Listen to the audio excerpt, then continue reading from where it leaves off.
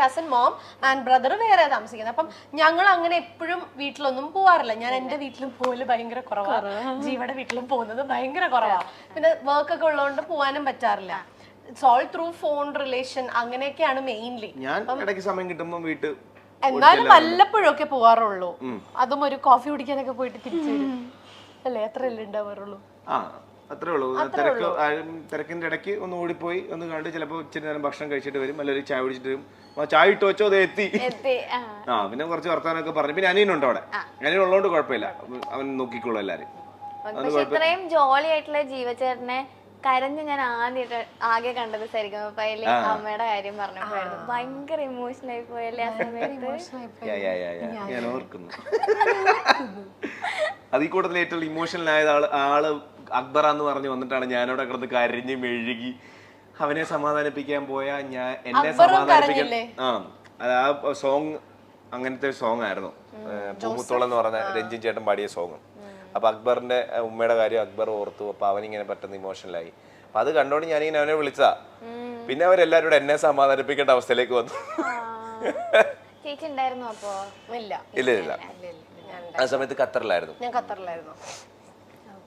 ഈ തിരക്കിന്റെ ഇടയിലൊക്കെ നിങ്ങൾ എങ്ങനെയാ ടൈം സ്പെൻഡ് ചെയ്യാനായിട്ടൊക്കെ നോക്കുന്നത്? ലൈക്ക് ജീവചാനി മിക്കപ്പോഴും ഷൂട്ട്സ് ഉണ്ടാവും. ഇപ്പൊ വ്ളോഗ്സിലൊക്കെ നമ്മൾ കാണുന്നതല്ലല്ലോ ശരിക്കുള്ള റിയൽ ലൈഫിലേക്ക് വരുമ്പോഴുള്ള കാര്യങ്ങൾ. ഇപ്പൊ എല്ലാരും പറയും സോഷ്യൽ മീഡിയ ഒരു ഭയങ്കര ഹാപ്പിയോ ഭയങ്കര ചിൽ കപ്പിൾസ്, പക്ഷെ എല്ലാവരുടെയും ബാക്കിൽ എന്തെങ്കിലുമൊക്കെ നമുക്കും ഓരോ പ്രശ്നങ്ങളും കാര്യങ്ങളും ഒക്കെ ഉണ്ടാവും. ഇപ്പൊ വ്ളോഗ്സ് കാണുന്ന പോലെ ആയിരിക്കില്ല, നിങ്ങൾ എപ്പോഴും ട്രിപ്പും അതൊന്നും ആയിരിക്കില്ല. അപ്പൊ ഈ തിരക്കിന്റെ ഇടയിലൊക്കെ എങ്ങനെയാ ടൈം മാനേജ് ചെയ്യാനായിട്ടൊക്കെ നോക്കുന്നത്? എങ്ങനെയാ ചെയ്യുക? ഞാൻ ഷൂട്ടില്ലാത്ത ദിവസം ഫ്ലാറ്റിലുണ്ടെങ്കിൽ ഞാനവിടെ ഉണ്ടാവും. ഷിറ്റുവിന്റെ ഷൂട്ട് അവിടെ നടക്കുന്നത് ഞാൻ പിന്നെയും മൂവിക്കൊക്കെ പോവാൻ ഭയങ്കര ഇഷ്ടമാണ് ജീവയ്ക്ക്. എനിക്ക് ഇപ്പൊ എനിക്ക് ഇപ്പോഴാണ് റീസെന്റ് എന്തോ അങ്ങനെ ഒരു സിൻഡ്രോം പിടിപെട്ടിട്ടുണ്ട്. എനിക്കിപ്പോ തിയേറ്ററിൽ പോയി പടം കാണാൻ പറയോ? എനിക്ക് സത്യം എനിക്കിപ്പോ വീട്ടില് ആ കംഫർട്ടിൽ ഇരുന്നിട്ട് OTT മൂവീസ് കാണാൻ ഭയങ്കര ഇഷ്ടമാണ്. ഇപ്പൊ അതുകൊണ്ട് എന്നെ ഏത് പടത്തിന് വിളിച്ചാലും എനിക്ക് പോകാൻ മടിയാ. പക്ഷെ എനിക്ക് സിനിമ തിയേറ്ററിൽ തന്നെ പോയി കാണാൻ എനിക്ക് അതിന് ഇഷ്ടക്കേടില്ല, എനിക്ക് ഇഷ്ടമുണ്ട്. പക്ഷെ ആ എഫേർട്ട് ഫ്രം ദ ബിഗിനിങ്, കുളിക്കണം, മേക്കപ്പ് ഇടണം, ഡ്രസ് ഇടണം, അവിടെ പോണം, അയ്യോ. അപ്പൊ ഞാൻ വീട്ടിലിരിക്കുന്ന അതേപോലെ ഇങ്ങനെ കിടന്നു കഴിഞ്ഞാൽ PVR മൊത്തത്തിൽ ഇങ്ങോട്ടേക്ക് വീട്ടിലേക്ക് എടുത്താലോ ഇങ്ങനെ. അതാണ് പ്രശ്നമല്ലോ.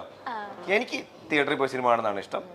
പോയി വ്ലോഗില് പറഞ്ഞല്ലോ നെറ്റ്ഫ്ലിക്സ് വെക്കും, ഈ സോഫയിൽ ചേച്ചി ഇവിടെ ജീവചേട്ടൻ കിടക്കും. എനിക്ക് അത് ഭയങ്കര ഇഷ്ടമായി. ഇപ്പൊ എനിക്ക് ആ ഒരു കംഫർട്ട് സോണിൽ ഞാൻ ഭയങ്കര ഹാപ്പിയാണ്. പിന്നെ എനിക്കിപ്പോ ലുലുവിൽ പോകാൻ ഇഷ്ടവുമല്ല. എന്ത് ടൂ ക്രൗഡഡാ ഇല്ലേ, പഴയ ലുലു ഒന്നും അല്ല ഇപ്പം. മാറിപ്പോയെന്ന് വലിയ ആളായില്ലേ, വല്ലാണ്ട് മാറിപ്പോയില്ലേ നമ്മള്. പണ്ട് എന്റെ one of the favourite spots in Kochi ആയിരുന്നു ലുലു. ഇപ്പൊ പക്ഷെ ലുലു എനിക്ക് ഭയങ്കര സഫോക്കേഷൻ. കഴിഞ്ഞ ദിവസം ചോദിച്ചു നോക്ക്, അറിയോ അവിടെ വെച്ച് ചേച്ചിനെ സ്പോട്ട് ചെയ്തേ ഇന്ന് പറഞ്ഞ തോമസ് ഉണ്ടായിരുന്നു ലുലുല്. ഞാൻ കുറെ പേര് കണ്ടിട്ടുണ്ട്. പക്ഷെ എനിക്കിങ്ങനെ എനിക്ക് അറിയത്തില്ല, എനിക്ക് അങ്ങനെ സഫോക്കേഷൻ വരും. ഒരുപാട് തിരക്കിന്റെ ഇടയിൽ പോകുമ്പോൾ, ഈ ഉത്സവത്തിന്റെ ഇടയിലൊക്കെ പോകുമ്പോൾ സഫോക്കേഷൻ ഇല്ലേ, അതെനിക്ക് വരും. അതാണോന്ന് എനിക്കറിയില്ല. അതെന്നെ എഫക്ട് ചെയ്തിട്ടുണ്ട്. ക്രൗഡ് കാണുമ്പോൾ എനിക്ക് ബ്രീതിങ് കിട്ടൂല, എനിക്ക് അങ്ങനെ ടെൻഷൻ വരും. അപ്പൊ ഞാൻ കഴിഞ്ഞ ദിവസം ഹൈപ്പർ മാർക്കറ്റിൽ കയറി. ഞങ്ങള് വീട്ടിലേക്കുള്ള സാധനങ്ങൾ എടുക്കുന്നത് നോർമലി ഹൈപ്പർ മാർക്കറ്റിൽ നിന്നാ. അപ്പൊ ഹൈപ്പറിൽ ചെന്ന് ഞാൻ കയറി കഴിഞ്ഞപ്പോ ജീവനോട് ജീവ എനിക്ക് ശ്വാസം കിട്ടുന്നില്ല, നമുക്ക് ഇവിടെ ഇറങ്ങാം എന്നൊക്കെ പറഞ്ഞിട്ട് ഞാൻ ഇറങ്ങി. തള്ളല്ലേ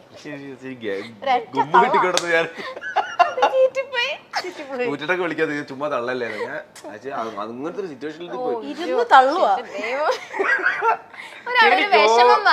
എനിക്ക് ഒരു പ്രശ്നമില്ല. ഈ വൃത്തികെട്ടവന്റെ കുഴപ്പം ഇതാണ്. മാറോ കൈ കാലിന്ന് വിടറോ, കൈ കാലിന്ന് കൈ എടുക്കണോ? വേണ്ട, ഞാനൊരു ലുലു ഇട്ട് വീട്ടില്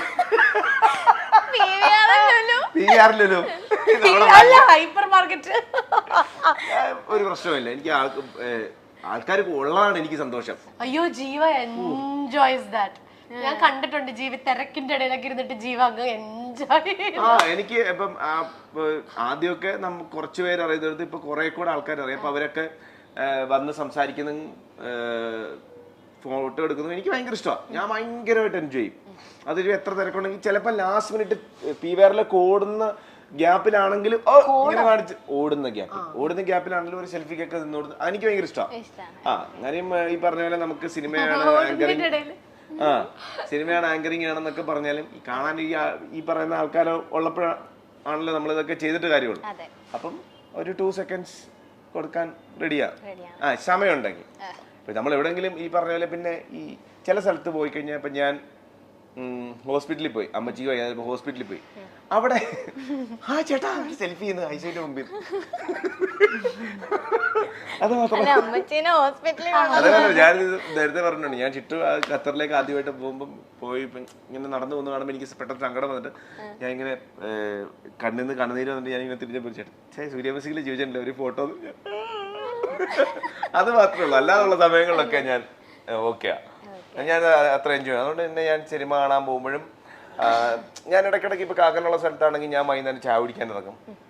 അത് നോർമൽ നമ്മുടെ ഈ പറഞ്ഞ വഴിയോരം അങ്ങനെയുള്ള സ്ഥലത്ത് ചായ കുടിക്കാൻ എനിക്ക് ഭയങ്കര ഇഷ്ടം, ആൾക്കാരോട് സംസാരിക്കാനും. നമുക്ക് അറിയാൻ പറ്റില്ല. ഞാൻ ജീവയുടെ ഏറ്റവും വലിയ ആഗ്രഹം ഒരു KSRTC-ലോ പ്രൈവറ്റ് ബസ്സിലോ അതാണ് ഇപ്പോഴത്തെ ഏറ്റവും വലിയ ആഗ്രഹം. കഴിഞ്ഞ ദിവസം എന്നോട് പറഞ്ഞു എനിക്ക് ബസ്സിൽ കയറണം. ഞാൻ സൂര്യ മ്യൂസിക്കിൽ ഉണ്ടായിരുന്ന സമയത്ത് ഞാൻ എൻ്റെ നാടായ മാവേലിക്കരയിലേക്ക് പോകുന്നതും വരുന്നതും ഒക്കെ ബസ്സിലായിരുന്നു. ഞാൻ വൈകിട്ടത്തെ ഷോ കഴിഞ്ഞിട്ട് ഞാൻ KSRTC ബസ്സിന്റെ സൈഡിൽ കയറിയിരിക്കും.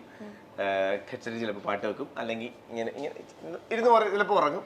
അപ്പോൾ ഈ കാറ്റൊക്കെ അടിച്ച് ഞാൻ അവിടെ ചെന്നിറങ്ങും. മാവേലിക്കര ഫ്രണ്ട്സ് ആയാലും പിക്ക് ചെയ്യാൻ വരും, വീട്ടിലോട്ട് പോകും. തിരിച്ച് ഒന്നെങ്കിൽ ഞായറാഴ്ച പോയിട്ടോ അല്ലെങ്കിൽ തിങ്കളാഴ്ച വെളുപ്പിനോ ഇതേപോലെ തന്നെ അങ്ങനെ കണ്ടിന്യൂ എല്ലാ ദിവസവും പോയി വന്ന്. അപ്പച്ചന് വയ്യായിരുന്നപ്പോൾ എല്ലാ ദിവസവും പോയി വന്ന ദിവസങ്ങളും ഉണ്ട്. അപ്പോൾ അത് കുറേ നാളായി. അപ്പോൾ എനിക്കൊന്ന് പോയാൽ കൊള്ളാമെന്നുണ്ട്. ട്രെയിനിൽ കയറിയാൽ കൊള്ളാമെന്നുണ്ട്. പിന്നെ അവനിപ്പോ ചോദിക്കും, ഇവനാരടാ. ഇപ്പൊ നമുക്ക് എല്ലാവർക്കും ബൈക്കും കാറും ഒക്കെ ഉണ്ടല്ലോ. അപ്പൊ ഒത്തിരി നാളായി ബസ്സിൽ കയറിയിട്ട് അപ്പൊ ബസ്സിൽ കയറണം. അതൊരു മോശമായിട്ടൊരു ആഗ്രഹം എനിക്ക് തോന്നുന്നില്ല അല്ലേ? പിന്നെ അല്ല, അങ്ങോട്ട് പറഞ്ഞു കൊടുക്കുക.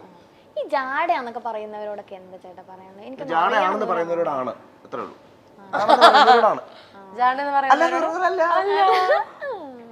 പിന്നെ നമുക്കിപ്പം ഇപ്പം നമ്മൾ ഇന്റർവ്യൂവിന് വരുന്നതിന് മുമ്പ് ഇപ്പൊ പാറുവിന്റെ ഫ്രണ്ട്സ് ആണെങ്കിലും ഇപ്പൊ പാറു ആണെങ്കിലും ഇപ്പൊ ഞങ്ങളാണ് ഇന്റർവ്യൂവിന് വരുന്നത് എന്ന് പറയുമ്പോൾ പല അഭിപ്രായങ്ങളുണ്ടാവും. ഒരാളെ പറ്റി കുറെ ആൾക്കാർക്ക് പല അഭിപ്രായങ്ങളാണല്ലോ.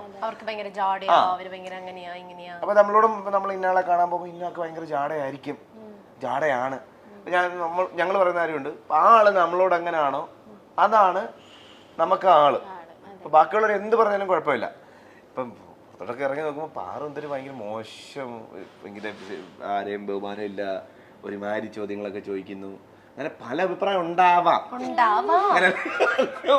ഉണ്ടെന്നല്ല ഉണ്ടാവാം. പക്ഷെ ഇപ്പൊ ഞങ്ങളോട് ചോദിക്കും പാറു എങ്ങനെയാന്ന് ഞങ്ങൾ ചോദിക്കും. എന്റെ പൊന്നോ, പാറു എന്ന് പറഞ്ഞ അത്ര നല്ല സ്വീറ്റ് ആയിട്ടുള്ള ഒരു കൊച്ചില്ല നമ്മൾ പറയും, അത്രേ ഉള്ളൂ. നമ്മളെ മൈൻഡ് ചെയ്തില്ല. ചിലപ്പോ അലവലാതെ എന്ന് പറയുന്നവരുണ്ടാവും, ജാട എന്ന് പറയുന്നത്. ഇപ്പൊ അവള് വൈറലായി, ഒത്തിരി ജാടയാ. പണ്ട് നമ്മളെ എന്റെ മോളെ അത് പറയും, അത് അങ്ങനെ അത് നോക്കണ്ട. നമുക്ക് പഴയ ആൾക്കാർ പറഞ്ഞിട്ടുണ്ട്, 1000 കുടത്തിന്റെ വാ മൂടിക്കെട്ടാം, ഒരു മനുഷ്യന്റെ വാ മൂടിക്കെട്ടാൻ പറ്റത്തില്ലെന്ന് പറയുന്നത് കേൾക്കുന്നുണ്ട്. അതേപോലെ നമ്മള് ഒരു ദിവസം 1000 പേരെയും 2000 പേരെയും കാണും. അവർക്ക് എന്ത് വേണേ പറയാം, അവരെന്ത് വേണേ പറഞ്ഞോട്ടെ. ഓക്കെ, നമ്മൾ എങ്ങനെയാണോ അങ്ങനെ ആയിരിക്കും, അങ്ങനെ തന്നെ പോവാം. അപ്പ എന്ന പാട്ടിന്റെ റിയാലിറ്റി ഷോയിലൂടെയാണ് ജീവ ജോസഫിനെ നമ്മൾ കൂടുതലായും അറിഞ്ഞത്. ജീവയും അപർണയും അറിയാത്ത മലയാളികൾ ഇല്ല എന്ന് വേണമെങ്കിൽ പറയാം. കാരണം അത്രത്തോളം ഇഷ്ടമാണ് ഇവരോട്. ഈ ദമ്പതികളെ ഇപ്പോൾ മലയാളികൾ ഇരു കൈയും നീട്ടി സ്വീകരിച്ചു കഴിഞ്ഞു. ജീവയും അമർത്തയും സൂര്യ മ്യൂസിക് എന്ന പരിപാടിയിലൂടെയാണ് നമുക്ക് മുന്നിലേക്ക് എത്തിയത്. ചെറുപ്രായത്തിൽ തന്നെ വിവാഹിതരായവരാണ് ഇരുവരും. എന്നാൽ പിന്നീട് തങ്ങളുടേതായ മേഖലയിൽ ഇവർക്ക് സ്വന്തം പേര് സിഗ്നേച്ചർ പതിപ്പിക്കാൻ അവർക്ക് സാധിച്ചു എന്ന് പറയുന്നത് ഒരു വലിയ കാര്യം തന്നെയാണ്. ഒരു സമയത്ത് ഇവരുടെ ഇന്റർവ്യൂസ് എല്ലാം ട്രെൻഡിങ്ങിൽ വന്നിരുന്നു. ഇവരുടെ കുടുംബവിശേഷങ്ങളും ഫ്ലാറ്റും ജീവിത രീതിയും, പ്രത്യേകിച്ചും ജീവയുടെ സംസാരം കേൾക്കാൻ തന്നെ ഒരുപിടി ആരാധകർ എപ്പോഴും ഉണ്ടായിരുന്നു. എല്ലാവർക്കും എന്തോ വലിയ ഇഷ്ടമാണ് ജീവയോട്. അതേ ഇഷ്ടം തന്നെ അപർണയോടും ഉണ്ട് എന്നതാണ് സത്യം. തങ്ങളുടെ വിശേഷങ്ങൾ പറഞ്ഞ് ഇരുവരും എത്തുമ്പോൾ എപ്പോഴും കാണികൾക്ക് സമയം പോകുന്നത് പോലും അറിയാറില്ല. ഇവരുടെ ഇന്റർവ്യൂ എടുക്കുമ്പോൾ തന്നെ നമ്മൾ എത്ര നേരം വേണോ കണ്ടിരിക്കും എന്നതുപോലെ തന്നെയാണ്.